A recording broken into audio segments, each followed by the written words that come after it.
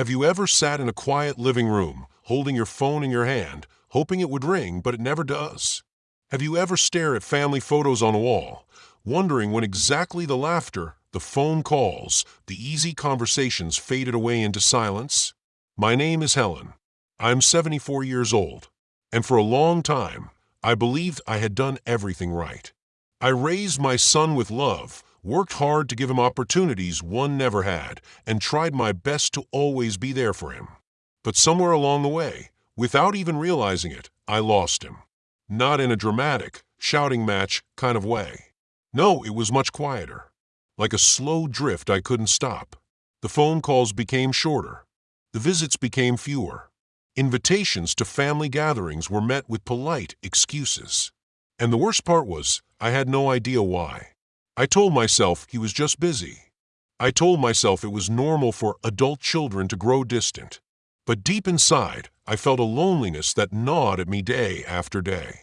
It wasn't until a painful conversation, one I'll never forget, that I realized it wasn't just life pulling us apart. It was my own words. Words I thought were harmless. Words I believed were normal for any mother to say. Words that, without knowing it, had built invisible walls between my son and me, brick by brick. Today, I want to share with you the 5 phrases that drove my son away, the ones I would give anything to take back. If you stay with me until the end, I'll also share the hardest lesson I learned too late and how you might avoid the same heartbreaking mistake I made. Because if I had understood earlier, I truly believe my son and I could have stayed close through all the seasons of life. And maybe, just maybe, sharing my story can help you protect the precious bond you have with your own children before it's too late. Phrase 1. After all I sacrificed for you. I remember the first time those words slipped out of my mouth. It was my birthday. I had baked a small cake for myself, nothing fancy, just something to make the day feel special. I waited all afternoon, hoping my son would call. When the phone finally rang that evening, I answered with a lump in my throat. He sounded rushed, distracted. He apologized for forgetting my birthday, explaining that work had been hectic and the kids had been sick.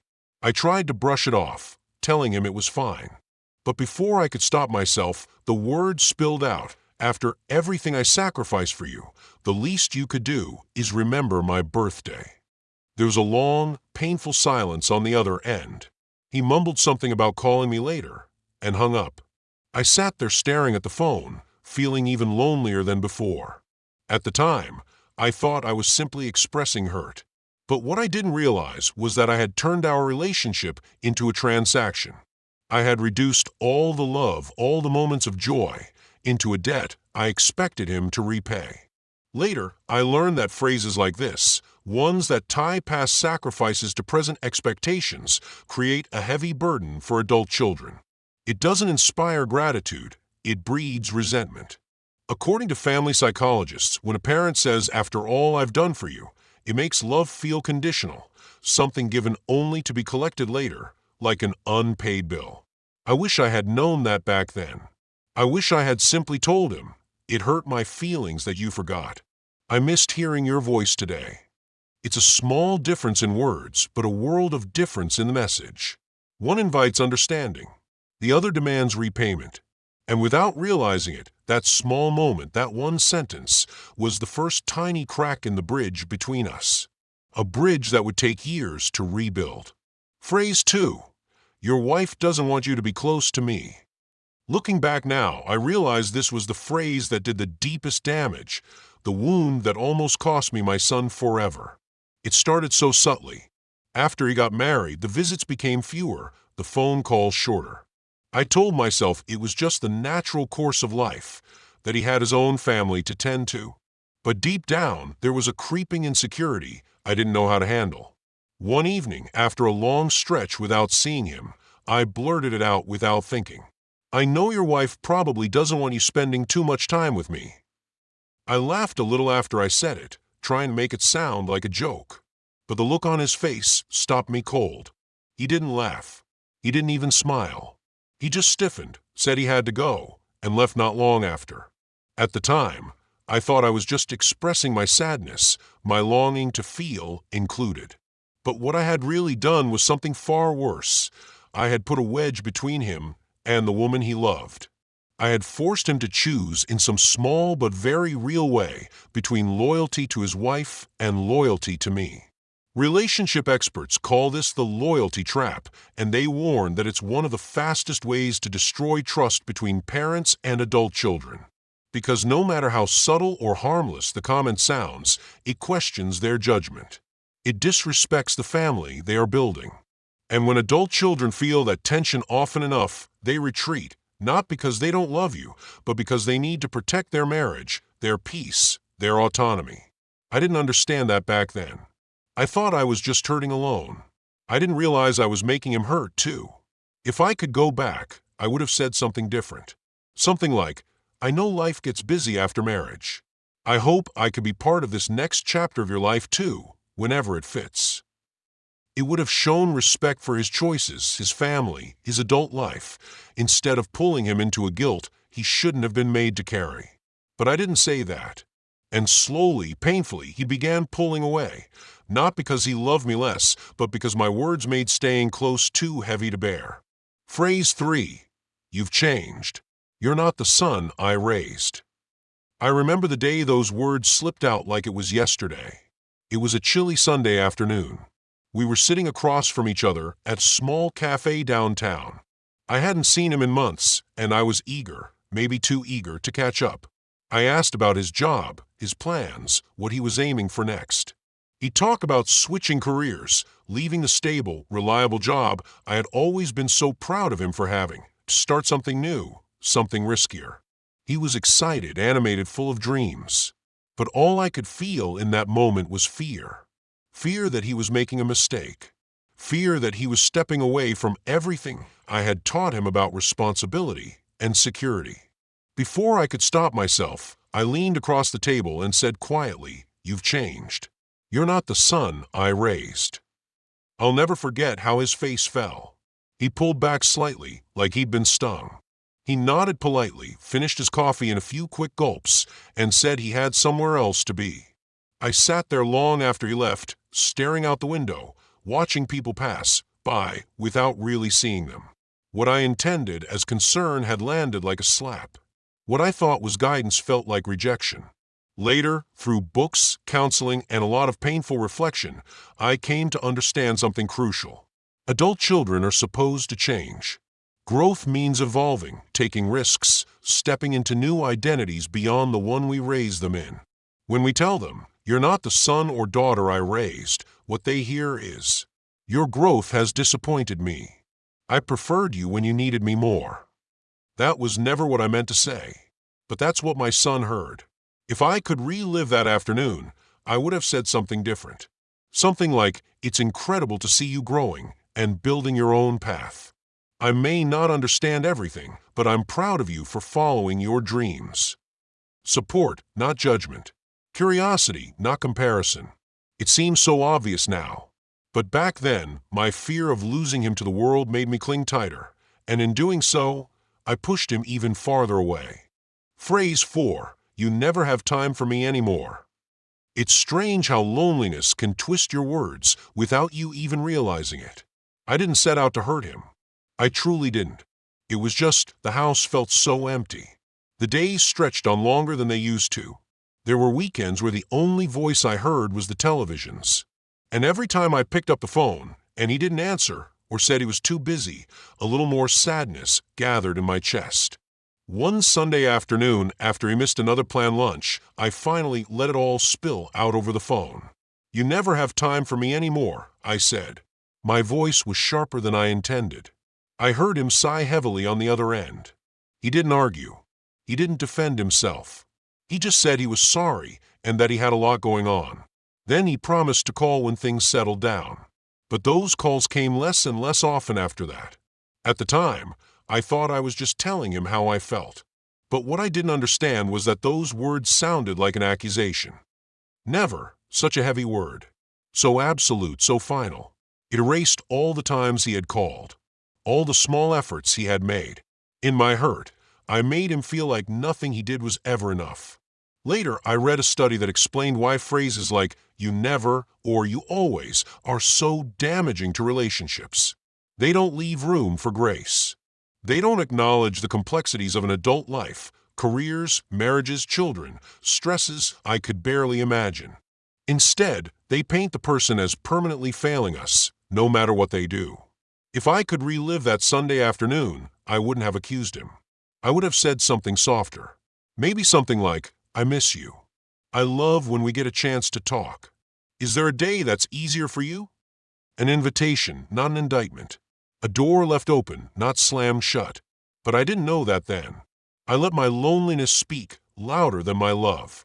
And little by little, he stopped reaching out, not because he didn't care, but because every conversation started to feel like a test he was destined to fail. Phrase 5. Someday you'll regret ignoring me when I'm gone. This is the one that still haunts me. It was an evening like so many others, me sitting alone at the kitchen table, dinner cooling untouched on the plate across from mine. I had invited him over for a meal, just like I used to when he was a boy, when the smell of homemade stew would bring him rushing through the door. But now, grown, busy, burdened by life, he had called to say he couldn't make it again. I tried to sound understanding on the phone. I told him it was fine, that I understood. But after a long, heavy pause, I heard myself say it, words wrapped in pain and desperation, sharper than I realized until it was too late. Well, someday you'll regret ignoring me when I'm gone. The silence that followed was different this time. Heavy. Final. He didn't argue. He didn't protest. He simply said goodbye, his voice flat, tired. And after that, the distance between us grew wider and colder than ever before.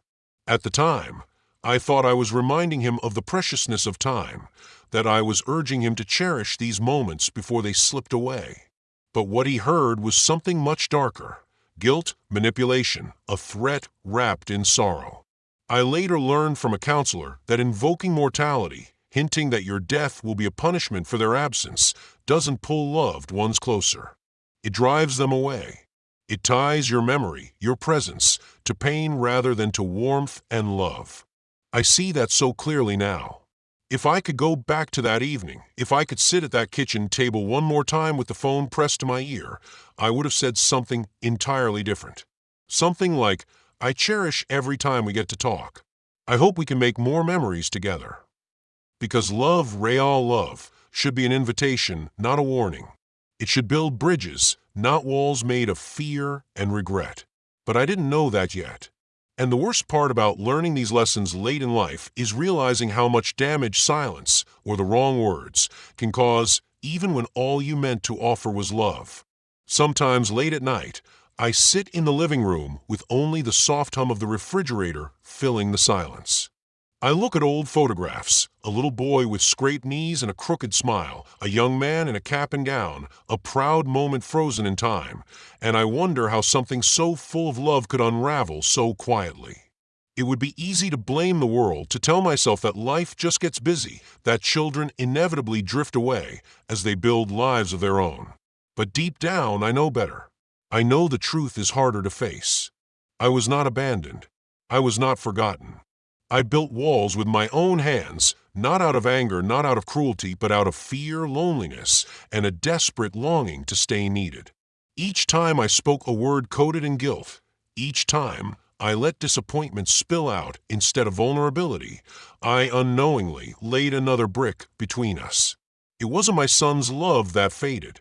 It was the space I created, a space so full of unspoken blame, unhealed expectations, and unintentional wounds that made it too hard for him to stay close.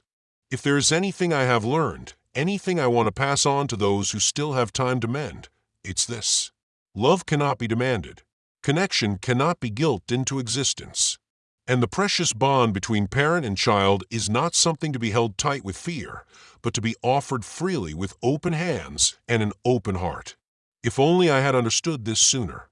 If only I had realized that what my son needed most was not a mother who reminded him of debts, disappointments, and deadlines he had failed to meet, but a mother who offered him warmth, pride, understanding, and unconditional love, no matter how rarely the visits came, no matter how busy the seasons of life became. But regret, as I've learned, can be a silent companion. And healing, if we are brave enough to seek it, is always still possible, even if it starts with nothing more than a single, simple change in the words we choose to speak. It wasn't until much later, when I stumbled across an article on family psychology, that I truly began to understand why my words I thought were expressions of love and longing, had pushed my son so far away. Neuroscientists have discovered that the human brain reacts to emotional stress almost exactly the same way it reacts to physical threats. When we hear certain phrases, especially ones that hint at guilt, blame, or emotional manipulation, our brains activate a built-in survival system. The amygdala, the part of the brain responsible for detecting threats, lights up as if danger were near. It doesn't matter that the person speaking is someone we love. It doesn't matter that the words are coded in sadness instead of anger. The brain only knows that it feels unsafe. When adult children hear repeated messages like, "After all I've done for you," or "You'll regret this when I'm gone," it creates a deep, unconscious pattern of avoidance. Not because they don't care, but because deep inside, their mind is trying to protect them from emotional pain. Over time, even good memories can get overshadowed by the heavy feelings of guilt, shame, or anxiety that certain conversations bring. Understanding this opened my eyes. My son wasn't distancing himself because he had stopped loving me. He was distancing himself because being near me, or even just talking to me, triggered something stressful inside him. And if there's one thing I want every parent to know, it's this: distance from your children doesn't always start with anger. Sometimes it starts with sadness too heavy for them to carry. But the beauty of the brain is that it can heal. When we change the way we communicate, when we shift from guilt and demands to warmth and gratitude, we can retrain the brain's associations.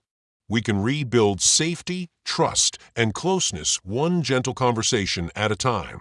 And that is a power we still hold, no matter how many years have passed. Once I understood how my words had wounded the very relationship I cherish most, I knew I had a choice.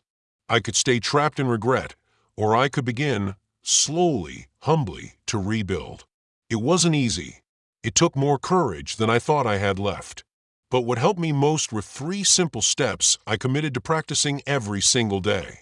The first step was self-awareness.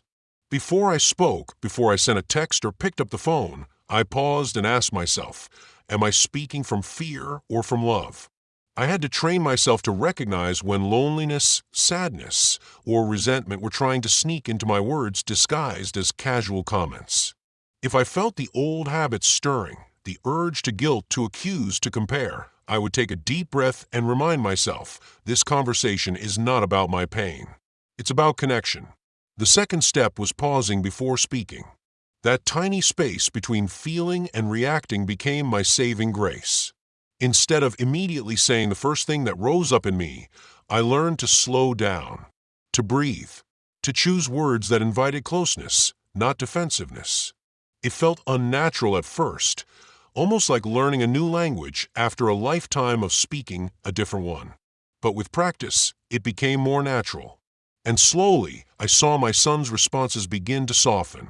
The third step was expressing feelings and needs directly, without blame. Instead of hinting, guilting, or scolding, I began to speak plainly and kindly about what I truly felt. Not, "You never visit me anymore," but "I miss you. It always brightens my week when we talk." Not, "After all I've sacrificed," but "I love hearing your voice. It reminds me how proud I am to be your mother." At first, he didn't trust it. I could hear the hesitation in his voice, feel the distance still lingering between us. But over time, as I consistently showed up with open hands instead of clenched fists, the walls began to crumble. It wasn't dramatic. There was no tearful reunion or grand moment of forgiveness. It was quieter than that.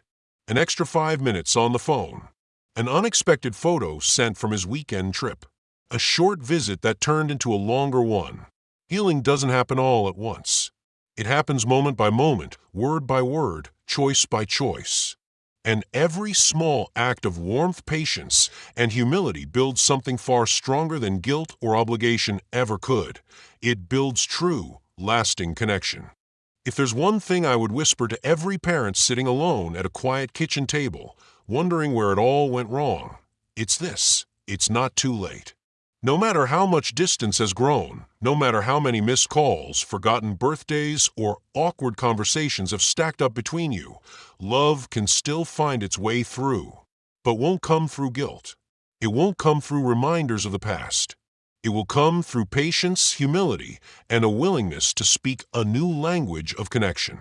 What I've learned, often the hard way, is that building stronger bonds after so many years requires a few simple but powerful commitments. First, express appreciation often. Notice and acknowledge the small ways your children show up for you, even if it's not as often as you wish. A simple, "Thank you for calling today. It made my day," can mean more than you realize. Appreciation creates warmth. It invites more connection. Second, respect their boundaries. Understand that your children have full, busy lives with stresses, pressures, and responsibilities you may not always see. They are not the little ones you once tucked into bed. They are adults, carving their own way in a complex world. Respecting their space shows trust, not distance. Third, make your time together enjoyable. Let conversations be light sometimes. Share laughter. Tell stories. Ask about their lives with genuine curiosity, not with hidden expectations.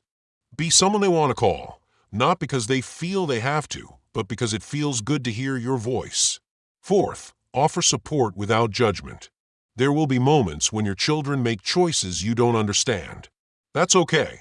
Your role now isn't to correct them. It's to be a safe harbor they can come home to, no matter what storms they face out there. Finally, create new traditions together. Life changes. Holidays don't always look the way they used to. Sunday dinners may not always happen. But instead of mourning what's lost, be willing to create something new, even if it's as simple as a monthly coffee date or a quick video call on Saturday mornings. These small shifts, these tiny seeds of effort, are what rebuild the bridges that time and pain may have eroded. And perhaps most important of all, forgive yourself. If you see pieces of your own story in mine, if you recognize phrases you've said or moments you wish you could take back, don't drown yourself in regret. Awareness is a gift, and it's a gift you can still offer your family starting today. You don't have to be perfect. You just have to be willing to change. And that willingness can heal more than you can imagine. Today, you've walked with me through the 5 phrases that quietly drove my son away, and the journey I'm still on to rebuild the bond we once shared. If any part of my story touched your heart, I hope you'll take it as a gentle reminder. Connection is always within reach, but it's built word by word, moment by moment. If you recognized any of these phrases in your own conversations, don't be ashamed. You're not alone. Let's grow together. Please share in the comments. Was there a phrase that surprised you the most? Was there one that you recognize in your own story? I would love to hear from you. If you found this story helpful, please take a moment to like this video, subscribe to our channel, and share it with others who might be carrying silent regrets in their hearts. Because sometimes just one honest conversation, one softened word, one small change is all it takes to save a bond that means everything.